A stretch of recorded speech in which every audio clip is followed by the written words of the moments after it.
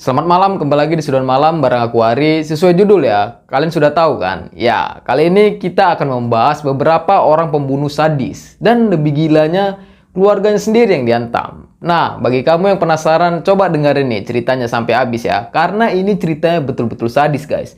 Sebelum masuk ke ceritanya, dukung terus channel Sudon Malam dengan cara subscribe, like, dan komen juga kalau ada saran atau ide konten lainnya yang bakal kita bahas ya.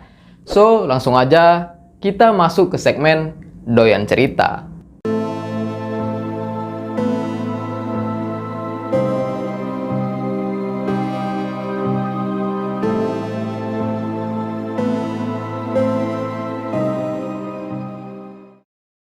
Charlie Lawson.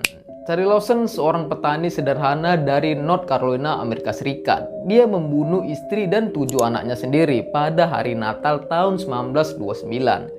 Putra Lawson yang bernama Arthur yang berusia 16 tahun adalah satu-satunya anggota keluarga yang masih hidup yang berkarir sebagai petugas polisi di kota. Dan ketika Arthur dan petugas lainnya tiba di rumahnya setelah menerima laporan dari penduduk setempat, mereka mendengar tembakan dari Charlie Lawson yang bunuh diri.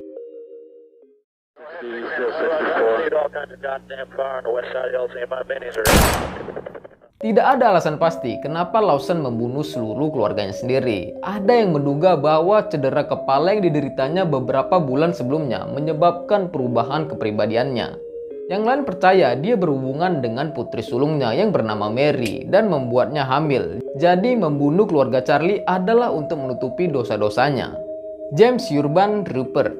James Urban Rupert digambarkan sebagai orang yang sederhana dan pendiam. Dia adalah seorang kutu buku. Tinggal serumah dengan ibunya yang bernama Charity. Pria ini menganggur dan tidak pernah menikah. Berbeda dengan kakak laki-lakinya yang bernama Leonard. Leonard menikah dengan mantan pacar James. Memiliki 8 anak dan karir yang sukses serta punya rumah sendiri guys. Seiring berjalannya waktu, ibunya dan Leonard frustasi dengan perilaku James. Dia terus-menerus meminjam uang dari mereka untuk berinvestasi. Namun gagal dan pergi ke pub di ujung jalan rumahnya. Charity ibunya James telah mengancam beberapa kali untuk mengusir James keluar dari rumah. James yang marah pergi ke pub favoritnya untuk minum dan melampiaskan rasa frustasinya kepada keluarganya dan kepada siapapun yang mau mendengarkan ceritanya. Keesokan harinya, James yang mabuk dan tidak ingin bersosialisasi kepada siapapun. Sementara Leonard abangnya James dan keluarganya datang ke rumah untuk makan malam. Nah, sekitar pukul 6 sore, James mengisi Magnum 357, 2 pistol kaliber 32 dan senapan, lalu pergi turun ke bawah menghampiri mereka yang lagi berada di dapur. Saat udah sampai di bawah, dia langsung menembak semua yang lagi di dapur pada waktu itu, termasuk ibunya, saudara laki-laki, ipar dan keponakannya.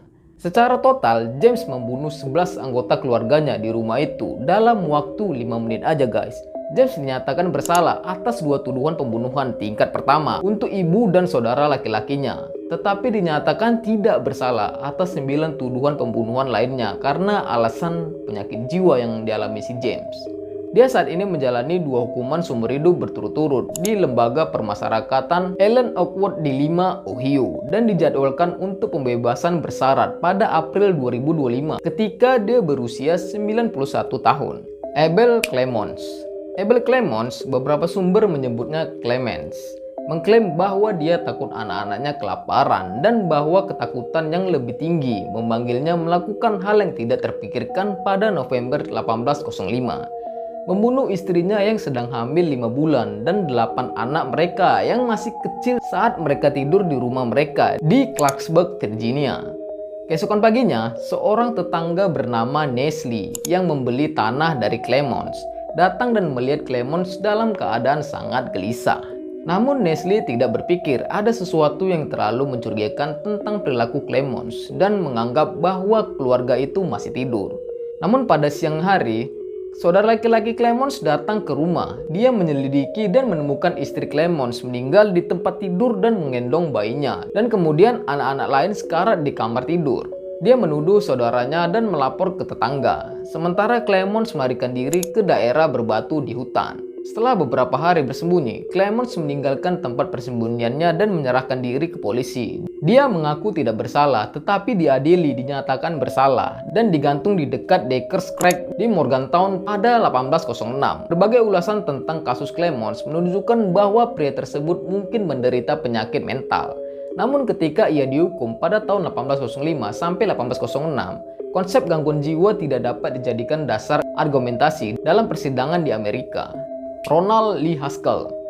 Istri Ronald yang bernama Melanie K. Leong tak pernah menyangka bahwa dengan menceraikan suaminya Ronald Lee Haskell, permasalahan hidupnya bisa hilang begitu saja. Setelah perceraian, Melanie pindah dengan saudara perempuannya, Katie, di Harris County, Texas. Melanie berharap bahwa tahun-tahun penganiayaannya oleh Haskell akhirnya akan berakhir.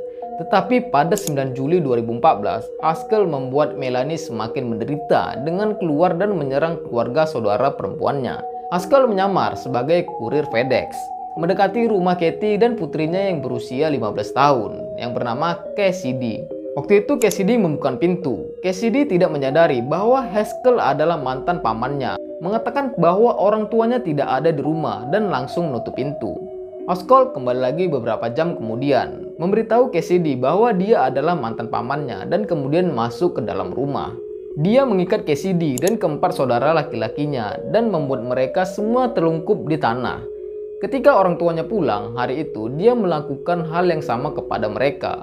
Berulang kali menanyakan keberadaan mantan istrinya, yaitu Melanie.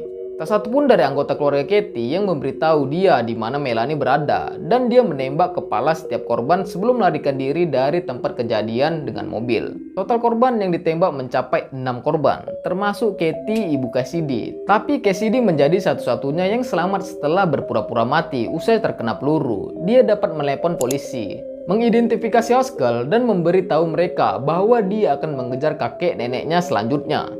Polisi menemukan Haskell di rumah kakek neneknya di Spring, Texas. Dan setelah kebuntuan selama 3 jam, mereka menangkap Haskell. Haskell didakwa dengan 6 tuduhan pembunuhan tingkat pertama dan dijatuhi hukuman mati.